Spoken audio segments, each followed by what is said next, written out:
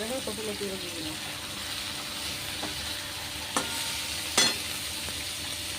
বন্ধুরা আমি ঢাকাটা খুলে দিলাম। আমার কি বলে দেখুন কি হয়ে গেছে, দেখো দেখতে কীরকম হয়েছে।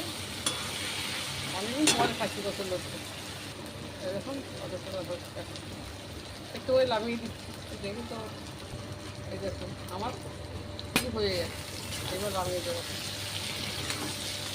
তো ক্যামেরাটা এক হাতে থাকে তো হয় না, দেখানো যায় না, এবার কেটে যায় সব কিছু করে। এই দেখেন আমার কচুরলতি রান্না করা হয়ে গেছে। বলুন দেখতে কিরকম হয়েছে।